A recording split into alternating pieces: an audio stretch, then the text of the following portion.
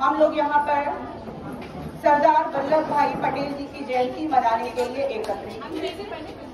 सरदार वल्लभ भाई पटेल जी के बारे में अभी आपके सम्मुख शैलजा मैम ने बहुत ही विस्तृत जानकारी दी और बहुत ही उपयोगी जानकारी। यदि आप लोगों ने ध्यान से सुना होगा तो आप लोग इस चीज को महसूस करेंगे कि सरदार वल्लभ भाई पटेल जी बहुत ही महान व्यक्तित्व के व्यक्ति थे। कई उनके जीवन की कहानियां भी आपको सुनाई गई कि सरदार वल्लभ भाई पटेल जी ने किस प्रकार भारत के जो 562 रियासतें थी अलग अलग, उनको किस प्रकार एकत्रित किया। अभी हमारे घर में 4 लोग रहते हैं, हम लोग 4 लोगों को एकत्रित नहीं कर पाते।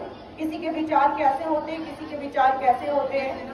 सरदार वल्लभ भाई पटेल जी ने पूरे भारत में घूमकर 562 छोटे छोटे राज्यों को मिलाकर एक भारत बनाया। तो आप लोग कल्पना कर सकते हैं कि कितना कठिन कार्य होगा।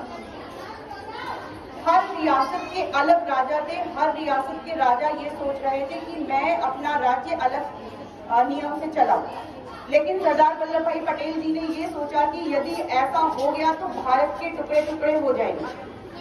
उन्होंने किसी की परवाह नहीं की, एक झोला उठाया और ट्रेन में बैठकर निकल पड़े, क्योंकि उस समय कोई और नहीं उनके साथ जाने के लिए तैयार था।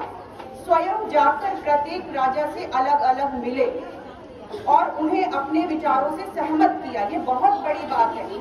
हम लोग अपने विचारों से किसी को सहमत कर लेंगे, एक अपने आप में बहुत ही प्रभावी व्यक्तित्व का जो है लक्षण है। तो सरदार वल्लभ भाई पटेल जी बहुत ही समय के पाबंद, अनुशासन प्रिय और कर्मयोगी व्यक्ति थे। जैसा कि अभी शैलजा मैम ने आपको एक कहानी सुनाई थी कि किस प्रकार जब वो वकालत कर रहे थे और एक कागज आया और उस कागज पर लिखा था कि आपकी पत्नी की मृत्यु हो गई। उन्होंने उस कागज को चुपचाप अपने जेब में रख लिया और रखकर अपनी वकालत करते रहे। बाद में जब अपना उन्होंने केस लड़ लिया, इसके बाद फिर वो अपने घर गए तो लोगों को जब पता चला तो बहुत ही आश्चर्य हुआ कि ऐसे भी महान व्यक्तित्व के लोग हो सकते हैं। उनसे कहा गया कि आपको जब सूचना मिल गई थी कि आपकी पत्नी की मृत्यु हो चुकी है तो आप वापस जा सकते थे। तो उन्होंने कहा मेरे अपने स्वयं की जो भी परेशानी है उसको मैं अन्य लोगों पर थोपना नहीं चाहता। इस प्रकार सरदार वल्लभ भाई पटेल जी की आज जयंती के अवसर पर आप सभी लोग उनके जीवन से प्रेरणा लीजिए। उनकी स्मृति में गुजरात में एक स्टैचू ऑफ यूनिटी बनाई गई है जो कि 182 मीटर ऊंची है और मेरे विचार से वो पूरे विश्व में सबसे ऊंची प्रतिमा। तो वो बनाए जाने का सिर्फ एक ही मकसद है कि हम भारत के लोग उनके व्यक्तित्व को अपने जीवन में उतारें।